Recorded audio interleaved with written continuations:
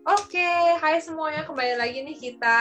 Dan kali ini kita masih dengan tamu yang begitu istimewa, Kak Refli. Karena ternyata aku baru dapat kabar juga, bukan cuma 2, tapi 3 beasiswa yang didapatkan ya untuk S3-nya gitu.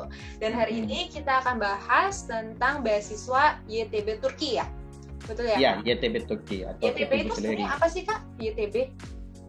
Itu adalah lembaga kependidikan di bawah naungan pemerintah Turki. Jadi itu kayak lembaga tersendiri dan mereka mengelola untuk dana pendidikan di Turki untuk mahasiswa asing. Jadi seperti CSI ya? China Iya, Scholarship kayak Council-nya ya ya? seperti CIC CSI. udah itu juga ada beasiswa fully funded. Oh, jadi sama persis ya? Seperti CSI Sama persis. sebenarnya.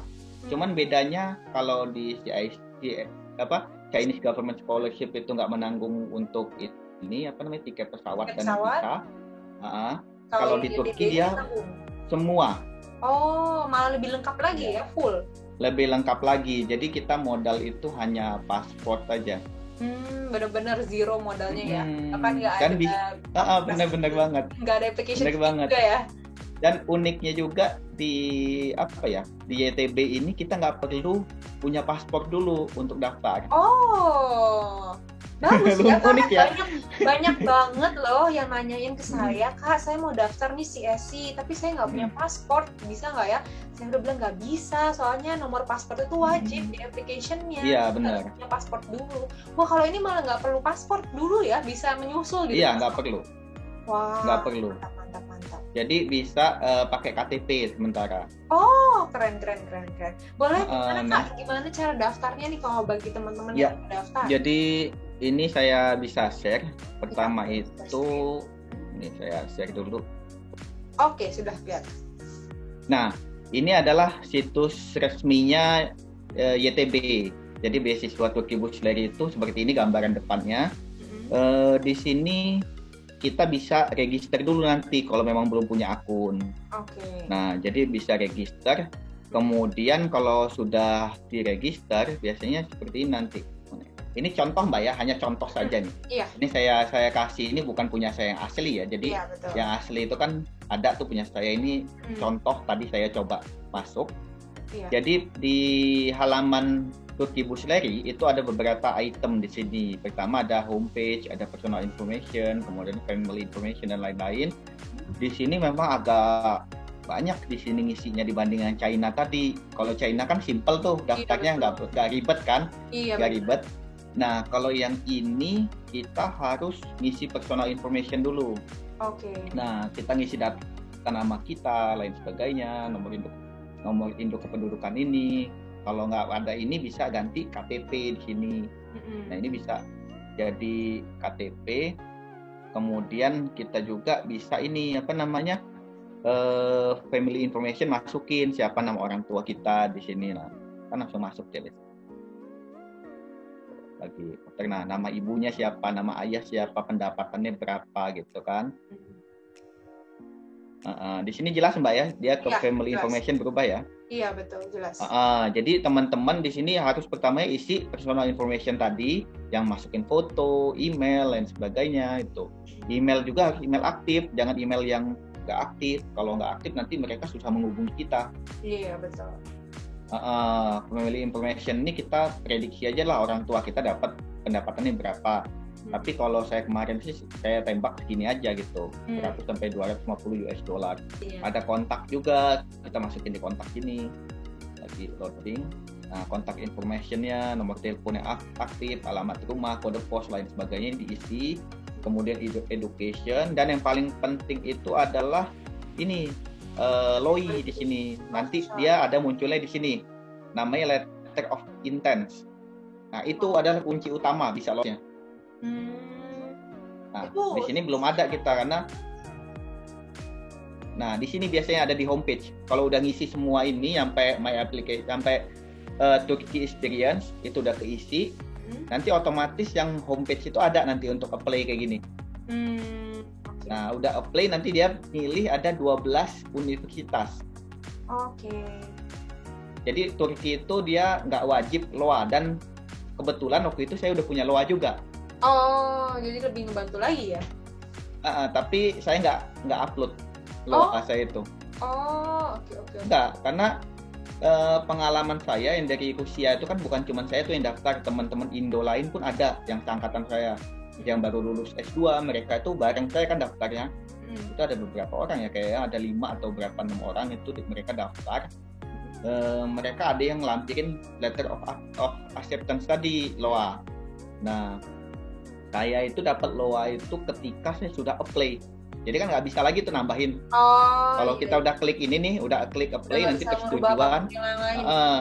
Kamu yakin untuk submit? Yes kan, submit. Kemudian kita nggak bisa ngubah aplikasi lagi. Nanti langsung muncul tuh kunci dia. Oke. Jadi harus dibaca betul. Nah, dari sini nanti kita masukin ada nanti tempat tesnya di mana, lokasi tesnya yang di sini, homepage ini. Kalau udah ngisi ini semua ya, jadi ini wajib diisi. Terutama juga satu adalah social activities. Ini diisi nih kegiatan sosialnya apa. Nah, Turki ini dia lebih seneng yang mahasiswa atau calon mahasiswa yang punya kegiatan sosial, misalkan volunteer,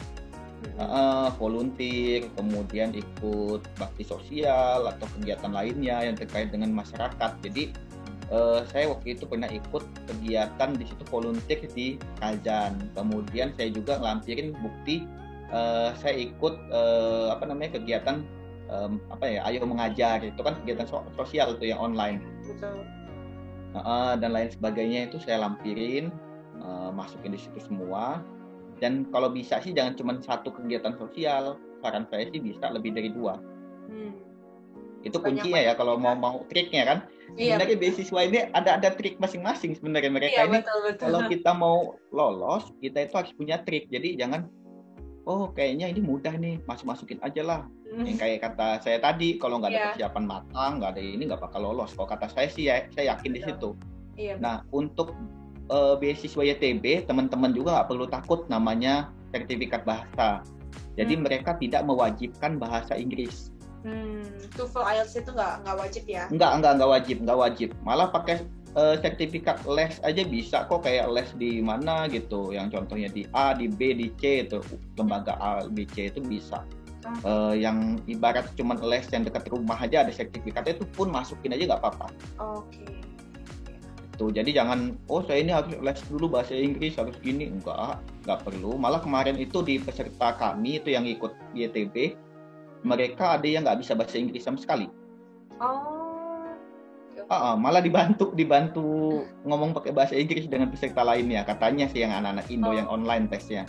Nah, kebetulan kan saya ini tesnya offline karena saya tinggal di Kazan. Saya masukinnya di konsulat Turki di Kazan. Nah, kemudian saya dipanggil wawancaranya juga itu selang dari yang China. Jadi China 30 menit dapat email dari China, kemudian berikutnya itu saya dapat dari YTB. Alah, barengan ya? Benar. Kalau pengumuman hasilnya beda 1 hari aja. Saya masih di Istanbul, itu China pengumuman. Pas saya nyampe di Wisma Atlet akan di karantina, itu Turki dia dapat. Benar-benar langsung ya, barengan. Langsung barengan, makanya saya kaget. Ini memang rezeki banget ini kata saya, memang udah jalan takdirnya. Makanya kata saya sih kita nggak bisa pungkiri ya, kalau rezeki dengan memang itu nggak bakal ketukar kok, pasti. Nggak usah takut si A ini saingan saya nggak mau ngasih info buat dia atau lain sebagainya. Kalau saya sih ngasih info kayak teman-teman misalkan mau nanya bagaimana caranya, saya pasti kasih info. Pasti saya arahin itu, walaupun kita sama-sama daftar pasti saya kasih info kayak mana caranya. Nggak mau nutup-nutupin, nanti dia saingan saya nih nggak bakal terima saya, jangan gitu. Jadi tetap aja ya. Iya, nggak usah takut karena beasiswa YTB juga kuota dia nggak pakai kuota. Jadi di sini ini kita nggak tahu kuotanya berapa tiap tahun tuh nggak tahu. Iya. Nah, kayak contoh 2020 katanya kuotanya sekitar 60 atau berapa orang ya, lumayan banyak. Tahun ini yang saya lihat aja 40 orangan.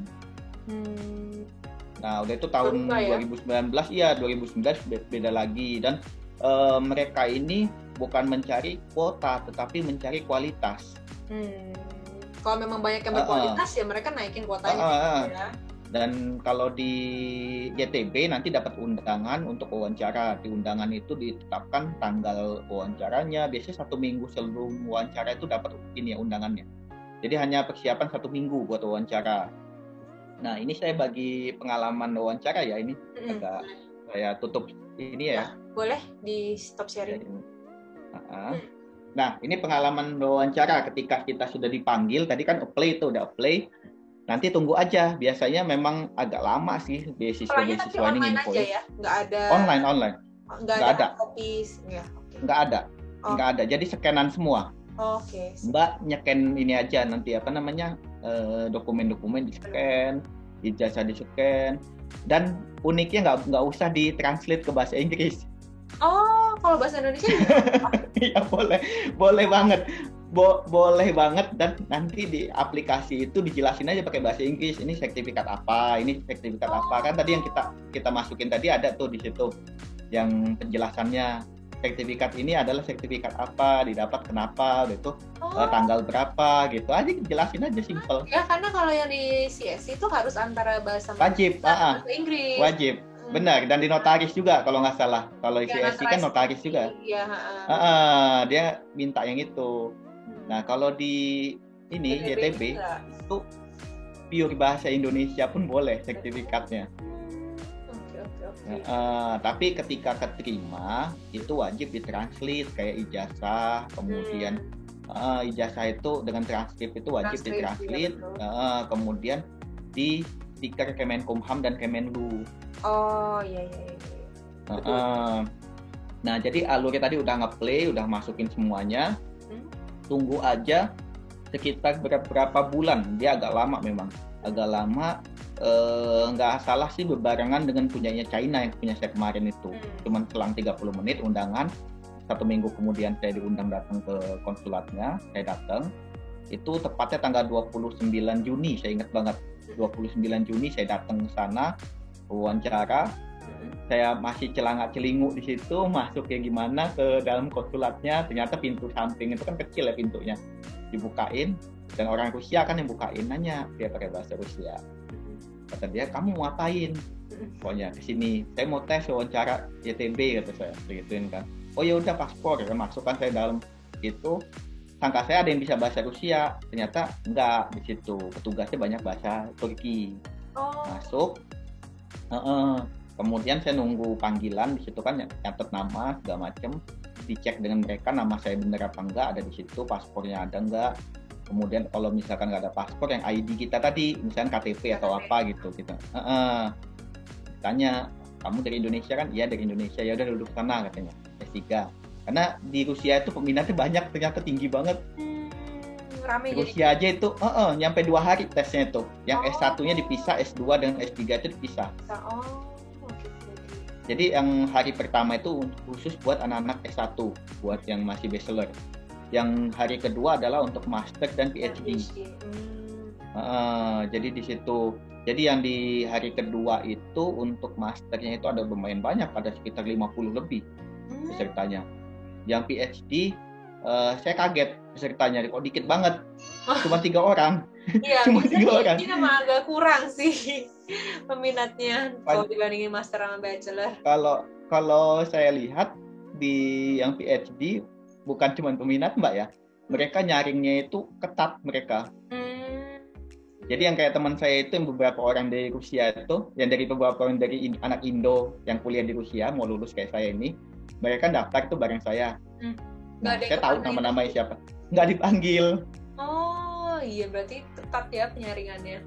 Ketat. Jadi mereka itu yang sudah dipanggil, sebenarnya sudah dipanggil wawancara, itu adalah yang memang gambaran bakal keterima. Iya, karena mereka kualitas untuk nyeleksi itu betul-betul ketat. Kalau nyeleksi berkas ketat banget. Kayaknya hampir mirip kayak yang tipe B-nya Univ ya. Iya. Tipe B Univ itu nggak sembarangan ternyata mereka itu nyeleksi. Iya, karena mereka juga maunya ya itu yang udah ada hubungan sama dosennya, yang udah jelas. Iya. Kalau di China dia gitu, dia harus ada hubungan dulu, benar kan?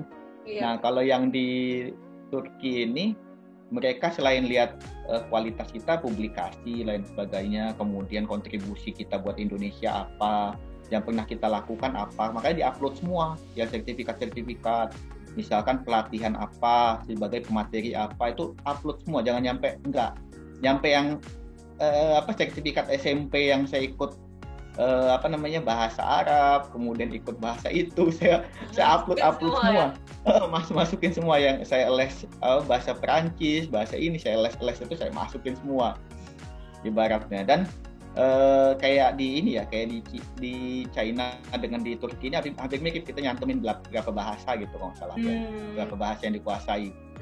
Nah saya cantumin, kalau di Turki itu saya nyantumin banyak bahasa kan, alhamdulillah ya saya ngerti lah beberapa bahasa, saya cantumin, dan itu nanti di wawancara ditanya-tanya juga. Beneran bisa baca ya? Kemudian dari antrian itu kita dipanggil satu-satu, cuma 3 orang kan, saya dipanggil. Antrian pertama saya malah ini anak ketiga itu yang dipanggil, saya duluan juga. Saya masuk ke ruangan, kemudian ditanya, dari mana kamu? Kan ada 3 orang tuh wawancaranya. 3 orang itu laki-laki 2 orang, dan yang 1 orang ini adalah perempuan. Itu adalah yang dari Rusia kayaknya. Soalnya yang perempuan ini dia nanya full bahasa Rusia. Oke. Yang 2 ini orang Turki, dia ketua panitia yang di tengah-tengah kan dia. Yang 1 ngecekin berkas komputer, aplikasi online. Yang perempuan itu ngecekin yang hard copy-nya. Yang tengah ini banyak nanya, yang pakai bahasa Inggris. Nah, tapi tiga-tiganya pasti nanya, ini pasti nanya kita dia, ngeliatin kita, udah tuh ngeliatin apa kemampuan kita. Jadi pertama itu perkenalan dulu, introduce dulu. Nah, kayak trik tadi lagi, yang triknya Cina. Itu jangan nyampe kita ngulangin perkataan yang udah ada di CV itu, nggak perlu lah kita omongin lagi gitu. Betul. Nama saya ini, umur saya sekian nggak perlu. Tapi kalau umur, kemarin saya nyebutin umur saya sekian tapi pakai bahasa Turki. Nah, perkenalan pertama pertama saya pakai bahasa Turki, saya salam ya, saya ngomong gini, merhaba, kata saya. Kaget kan mereka, merhaba gitu. Saya ngomong dengan mereka, nasesnes. Baru mereka jawab kan, iyim katanya. Dan itu nanya ke saya kan, saya ngomong lagi, bende iyim. Itu baru kaget kan. Saya juga baik-baik saja, kata saya gituin kan. Mereka nanya, kamu bisa bahasa Turki? Enggak, kata saya gituin kan. Tapi saya lagi belajar, saya ngomong gitu juga. Kemudian dari situ saya introduce, nama saya pakai bahasa Turki, umur saya pakai bahasa Turki juga. Sampai situ saya lanjut pakai bahasa Inggris. Sisanya bahasa Inggris semua.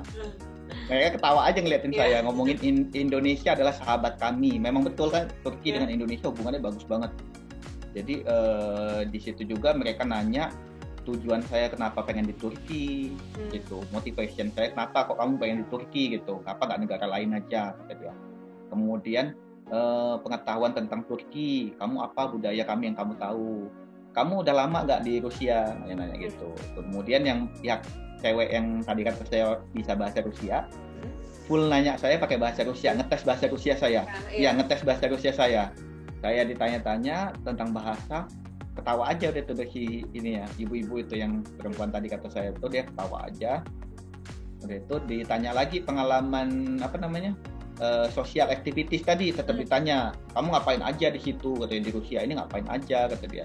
Kemudian kamu udah ngikutin apa aja kegiatan, saya jelasin dengan mereka, saya kegiatan ini gini, dan saya bikin kayak ibaratnya kayak brosur mapping gitu, kayak kalender gitu, tapi yang kecil aja, itu print out. Malum lah kantong mahasiswa kan, kalau mau bikin yang baliho gede-gede itu nggak sanggup lah, ibaratnya mahal kan kalau di Rusia. Saya bikin print outan aja gambar itu, gambar-gambar alur. Kemudian ada foto-foto saya di situ.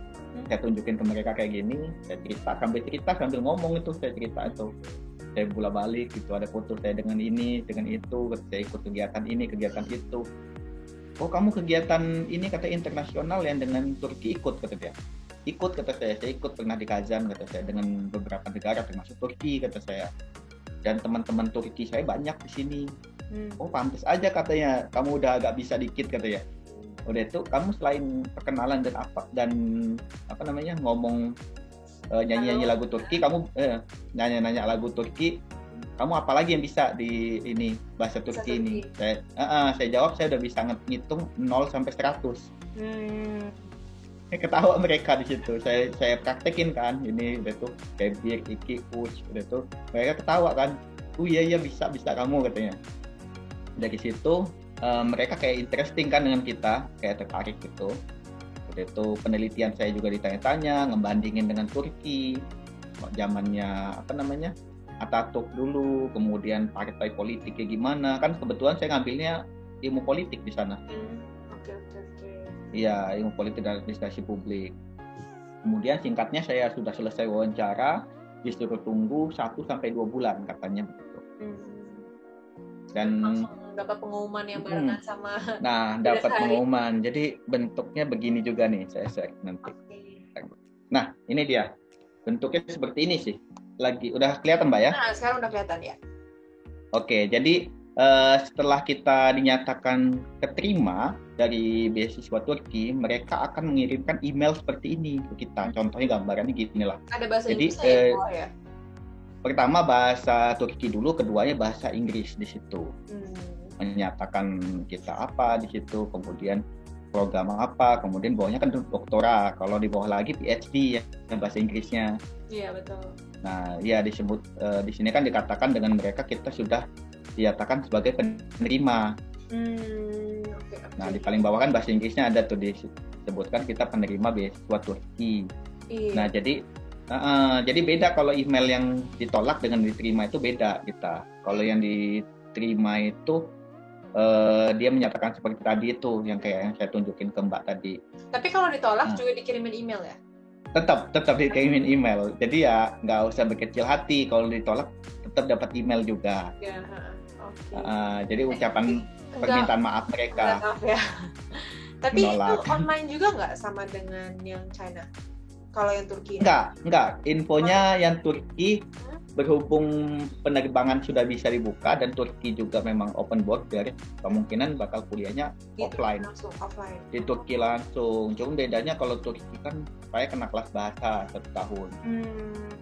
Yang namanya disebut dengan mereka itu adalah Tomer. Jadi kelas Tomer itu 1 tahun belajar bahasa Turki, kemudian 4 tahun belajar S3-nya tadi. PhD-nya jadi total 5 tahun. 3 tahun kan ya? Enggak, kalau di China saya kena 4 tahun. 4 tahun juga. Di Harbin. Ya, Harbin itu 4 tahun, hanya beda 1 tahun aja. Nah, kalau untuk nominal saya akuin di Turki memang nominal dana yang dikasih di bawah China gitu. Per bulannya ya? Per bulan. Kalau yang di S3 kan dapat 1.600 Thai lira. Jadi Thai lira itu sekitar dirupiahin itu sekitar 2,7 juta. Oh iya, kalau di China itu sekitar 7 jutaan ya, 7 juta, 3.500 RMB kan? Iya betul. Kalau biaya hidupnya di Turki? Di Turki infonya kalau yang kota saya dapat itu, berhubung saya di kota murah ya, Sakarya, itu biaya hidupnya katanya cukup sekitar 1 juta sampai 1,5 juta. Oh, lebih rendah juga ya dibanding di China? Rendah banget ya, ibaratnya kayak dengan kota saya yang di Kazan aja saya bandingin pakai aplikasi Expatisan itu, di situ malah kota saya yang di Kazan itu lebih mahal. Padahal di Kazan itu saya biaya hidup itu 1,5 juta. Kalau kata saya sih udah cukup ya kalau untuk murah ya? Hidup aja gitu. Kalau di Rusia, tapi kalau untuk di Turki segitu udah kebanyakan malahan. Tapi kalau untuk China karena online tetap dapat bulanan nggak? Nah, ini katanya nanti dibicarakan dengan pihak UNIF-nya setelah saya isi persetujuan. Oh, jadi masih belum tahu ya? Karena kan kalau online belum kan tetap dari Indonesia ya, jadi mungkin takutnya kan biaya hidupnya jadi nggak di cover gitu, karena nggak tinggal di sana gitu kan? Nah, info dari award di tahun sebelumnya yang katanya mereka masih online, kan ada Cina ini kemarin masih online ya anak-anaknya keterima.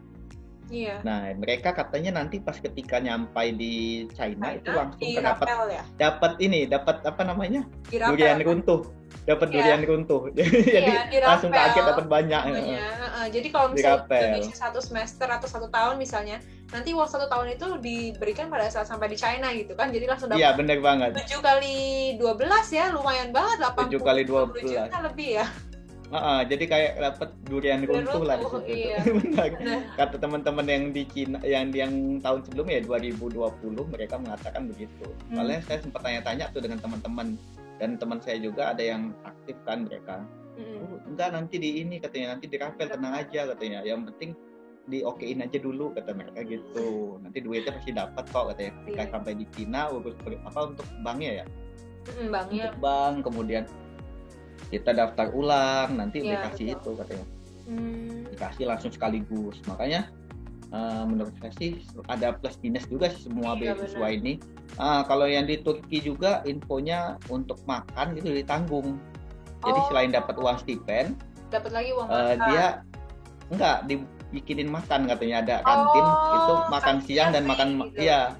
Free, jadi untuk kita itu makannya gratis. Oh iya, berarti 2,7 iya. Karena benar-benar bersih lah, udah nggak usah apa-apa lagi dapat buat benar-benar tambahan gitu lah ya. Tambahan, paling untuk ini aja lah, untuk transport aja itu nggak ditanggung. Kayak misalkan mau ke Univ itu kan bikin kartu aja, nanti kartu transport. Iya, benar. Dan ada juga beberapa Univ yang dengan asramanya deket banget, bisa jalan kaki. Iya, jadi nggak akan keluar. Jadi enak banget sih ya kan. Iya, bisa nabung. Saya juga dormnya di dalam kampus, jadi tinggal jalan kaki. Iya, makanya menurut saya sih semua itu ada plus minusnya. Tapi kalau yang di Turki asramanya nggak boleh masak. Oh, jadi harus makan itu ya. Makan dari yang kantin itu. Ya. Kalau pagi paling bikin sereal boleh lah gitu, bikin kayak jadi apa gitu. Nggak masak beneran pakai kompor. Nggak masak, gitu kan? Nggak boleh. Di situ ada peraturannya. Jadi kita memang betul-betul disiapin sama mereka. Dan tiket kepulangan ditanggung juga. Iya, enaknya itu sih. Jadi benar-benar udah ditanggung semua lah. Saya 2,7 udah include. Benar-benar tambahan tiap bulan buat terserah mau dipakai buat kesenangan diri sendiri lah, buat belanja shopping gitu ya. Bukan untuk kebutuhan hidup. Benar. Dan kelebihannya di Turki juga beasiswanya ini mereka memfasilitasi buat ini conference untuk S3. Jadi seminar internasional atau publikasi itu difasilitasi dengan mereka. Oh, tapi seharusnya seingat saya yang di China juga deh. Iya, kalau nggak salah China gitu juga kan. Dan kalau cuman saya nggak nemu di ininya, nggak nemu di pengumuman. Iya. Of ininya ya, nggak ditulis. Nggak ada. Cuman kalau di Turki ada. Ada ya. Dan kalau nggak salah di sana kalau misalnya publikasi di Web of Science itu nanti dapat insentif lagi. Oh gitu. Kalau di kampus saya dulu kayak gitu. Kalau nggak salah untuk satu publikasi Web of Science tergantung dari kuarternya ya. Kalau misalnya Q1, Q2 itu bisa dapat lumayan banyak, 20-an juta mungkin bisa dapat satu kali. Wow, China berarti banyak banget dapat juga. Ada insentif tambahan lagi ya. Tapi itu kalau di kampus saya kurang tahu pasti ya kalau seandainya di Harbin. Tapi harusnya sih setiap kampus ada.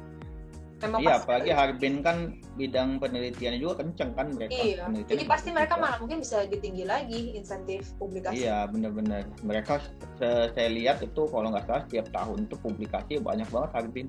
Iya. Malah ditanya-tanya, Refli kamu mau penelitian apa nanti gini-gini, udah nanya-nanya ke arah penelitian kan, berarti kan memang betul-betul kita dipacu gitu. Iya. Benar. Kalau yang di Turki ini ya satu ada kelebihannya kayak misalkan kita bisa ngelihat Istanbul. Kemudian juga ya Hagia Sophia atau segala macem kan. Bener. Nah di situ ada kelebihan lah pokoknya. Kalau di China kan Harbin ya dingin. Iya. ada kelebihannya kan. Bener, plus minus lah ya. Plus minus. Turki panas katanya kan, hangat gitu. Nggak bisa instan kita dalam satu hari ngerjain aplikasi karena tadi kita lihat banyak banget ya. Letter of intent, letter of intent yang di Turki itu aja bisa ngerjainnya sekitar 3 harian lebih malahan. Karena dia beberapa pertanyaan ada nanti di situ, judul penelitian, motivasi kita, udah itu ini apa aja pokoknya nyampe referensinya apa di situ. Karena kalau yang punya S2 dan S3 itu beda dengan punya S1. S1 kan simple. Iya. S1 itu simple dia, nggak banyak kok. Kalau S2 dan S3 itu agak ribet itu kita harus memperkuat banget. Ya? Ditajemin banget pokoknya. Kita penelitian itu nyampe teorinya pun kita sebutin teknik penyelesaian masalahnya gimana. Udah benar-benar seperti bikin paper ya? Iya, malah ada berapa halaman tulisan kalau di print out itu. Lumayan tuh ada. Ya? Iya mini dia udah banyak kata di situ, tapi dibatasin kata-katanya, ini ada berapa kata, ini berapa kata, ini berapa kata. Oke. Iya, jadi jangan waktu lah ya. Jadi semua iya, dan buru-buru lah sebenarnya kalau mau daftar. Benar, dan kalau di letter of intent itu saran saya langsung ke poin.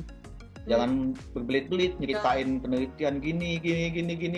Jangan. Pokok langsung poinnya, intinya kamu ngapain di situ. To the point baru aja. Kamu di situ langsung. Karena ada batasan katanya juga kan, jadi nggak bisa. Ada batasan kata, jangan ngabisin kata di situ. Karena teman-teman kan banyak bercerita kayak bertele-tele ya. Muter-muter gitu di situ. Intinya nggak ketemu kita apa. Nggak ada poinnya ya. Karena saya belajar juga tuh yang beasiswa Turki ini dari kawan saya, dia Awurdi juga. Jadi saya ngelihat contoh punya dia bagaimana, kemudian saya lihat juga bagaimana langkah kerja dia gitu. Nanti mungkin kalau kedepannya sih habis saya sudah di Turki, kayaknya mau saya share itu nanti di YouTube saya, kan nanti kan saya munculin tuh di YouTube saya semuanya, sampai detail-detailnya saya nanti saya munculin. Tapi kalau untuk sekarang saya belum bisa munculin, karena lagi proses registrasi ulang dulu. Iya. Nanti kalau seandainya pada mau ngecek, nanti aku masukin di description box ya untuk YouTube channelnya Kak Refly. Jadi nanti seandainya mungkin udah beberapa bulan lagi ada yang benar-benar tertarik, bisa juga langsung ke YouTube-nya Kak Refly untuk yang lebih lengkapnya. Iya, yang Turkinya. Tapi kalau untuk China punyanya Mbak Briana lengkap banget. China punya Mbak Briana, makanya kalau menurut saya kalau untuk yang beasiswa China bisa konsultasi langsung sama Mbak Briana. Tapi kalau untuk tipe B, ya kalau untuk tipe B tadi yang saya kasih gambaran di Mbak Briana tadi seperti itu. Oke, langkahnya. Itu aja ya kira-kira. Bener banget. Yang penting usaha itu, niat kita. Udah itu di situ juga kita ya jangan terlalu berharap tuh dengan beasiswa itu, jangan kayak kalau nyampe nggak keterima langsung putus asa atau lain sebagainya. Jangan. Ya kalau nggak keterima kan dicoba lagi tahun depan. Betul. Tetap usaha. Banyak jalan menuju Roma ibaratnya. Betul sekali. Dan benar, saya juga dulu gitu. Saya juga dulu gitu sebelum ke Rusia juga saya banyak kok beasiswa saya daftar. Ada beasiswa Jepang, beasiswa India. Mungkin kalau teman-teman yang kenal dekat sama saya dia tahu lah. Ini si Refly ini daftar beasiswa bukan cuma satu, ini katanya banyak dia. Daftar beasiswa terus ya semuanya dicobain. Semua dicobain, tetapi ada tetapinya. Ketika kita sudah keterima beasiswa yang kita pengen di situ, langsung tentukan pilihan gitu. Kita mau kemana? Kayak saya ini aja lagi tentuin kan, sesuai dengan tenggat waktu mereka ngasih waktu kan. Iya. Nanti kalau misalkan ini saya langsung ketok palu bakal mau di sini, yang ini lepas gitu. Iya. Jadi jangan kita kayak gantungin kan, beasiswa Rusia juga kan gitu. Iya. Banyak teman-teman yang malah infonya nggak jelas tuh, keterima beasiswa Rusia sampai sekarang masih gantungin. Sedangkan dia nggak jelas mau berangkat apa enggak gitu kan, kasihan teman-teman yang kayak waiting list atau lain sebagainya. Makanya jangan sampai kita mematikan rezeki orang gitu. Betul. Kalau saya sih intinya jangan sampai kita memotong rezeki orang demi kepentingan pribadi. Tetap kita kalau misalkan kita dapat lebih dari satu atau lebih dari dua, tentukan di situ kita fokus kemana gitu. Iya. Kata saya sih gitu ya. Insya Allah sih semoga aja kalau memang niatnya bagus, niatnya baik, pasti ada aja jalan tuh. Pasti ada aja yang kayak Tuhan tuh kasih buat kita tuh, ada lah gimana langkahnya ke depan tuh untuk kita ada. Jadi nggak usah takut bersaing dengan orang lain atau kayak minder dengan diri kita, kayak underestimate kan, kayak saya ini kayaknya nggak bakal deh lolos kayak gini. Nggak usah takut. Betul. Kayak yang saya lihat di Mbak Briana kan yang penting usaha dulu ya. Iya benar. Makanya saya salut dengan Mbak Briana ini ngelihat ininya bagus banget dia. Langkah-langkahnya. Ini kan kalau di yang YouTube channel China saya banyak nonton punya Mbak Briana malahan dibanding yang lain. Karena yang lain saya agak muter-muter ya kalau dijelasin tuh mereka nggak paham. Saya malah kalau punya Mbak Briana, iya ada versi Inggris, versi Indonesia, kemudian apa aja yang didapat, kemudian ya saya udah paham di situ langkahnya. Saya ikutin, mungkin saya mau di univnya Mbak Bri kan waktu itu. Di univnya Mbak Briana ternyata nggak ada jurusannya ya. Sampai saya nge-DM Mbak kan, Mbak gimana Mbak caranya Mbak. Nah, alhamdulillah sih semua terkabul gitu. Iya, aduh Berkabul syukurlah, kan. seneng banget sebenarnya tuh kalau dapet kabar-kabar info, karena udah ada beberapa juga kan yang lain yang sempet kontak-kontakan terus ternyata akhirnya mereka beneran dapet, itu juga kontak lagi sama kayak Kak Revi, dan itu seneng banget dengernya, ya ampun, akhirnya mereka yang tadinya cuman istilahnya nonton dari rumah akhirnya benar-benar bisa pergi ke China juga gitu. Karena ada kan video kan sebenarnya udah 3 tahun yang lalu ya, jadi udah 3 kali puteran lah istilahnya. Dan yang putaran yang sempat pergi ke China itu juga ada yang akhirnya malah mereka itu harus pulang ke Jakarta karena pandemi, itu juga sempat ada gitu. Jadi seneng banget kalau setiap tahun tuh dapat kabar ada aja yang lewat, ada yang lolos, tuh seneng banget. Jadi benar-benar apresiasi banget, apalagi karena sampai 3 nggak cuma 1. Bagus ini, semoga aja kedepannya banyak teman-teman Indonesia bisa seperti kita gitu, dapat beasiswa. Betul sekali. Jadi bisa ngikutin langkah Mbak Briana atau langkah saya, dapetin beasiswa ini itu kan bisa. Betul, ya, tapi nanti pasti ujung-ujungnya semoga tetap kembali ke Indonesia, berkarya untuk Indonesia ya. Benar. Jangan nyampe ada pemikiran, oh saya dapat beasiswa dari negara luar yang nggak ada hubungan sama Indonesia. Nggak boleh kayak gitu. Betul. Tetap kita lulus dari negara itu pun kita harus sebenarnya ilmu yang kita dapat abdikan buat Indonesia. Bangun Indonesia, kontribusi buat Indonesia apa gitu. Betul. Itulah titik poin juga ketika wawancara beasiswa, kita sebutkan kontribusi kita itu apa nanti ke depannya, pas lagi di perkenalan.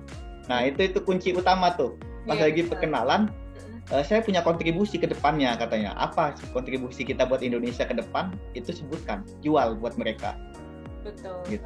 Kalau kita senang, mereka itu senang kok. Kayak misalkan kontribusi kita ke depan, kita mau memajukan Indonesia melalui bidang penelitian, kemudian penelitian bersama di bidang ini sebutin. Kemudian ya, banyak yang mungkin ada takutnya malah mikir, wah nanti kalau seandainya kita apply buat beasiswa China, berarti kita harus kayak mengabdi untuk China istilahnya gitu ya, atau di aplikasi jangan gitu kita. Di aplikasi kita tulis kalau kita mau untuk mengabdi untuk Indonesia dan kontribusinya malah mereka bener banget, itu kunci utama juga, itu kontribusi kita apa ke depannya. Jangan kayak, oh saya mau kerja nanti di Turki, oh saya mau kerja di China nggak mau pulang. Itu kalau kata saya sih bangetan gitu. Apalagi kalau misalkan kita tenaga pendidik, itu harus memang betul aplikasikan ilmu kita, terutama di universitas tempat kita mengajar. Betul. Atau yang belum mengajar, kita bagaimana caranya membangun Indonesia lebih baik.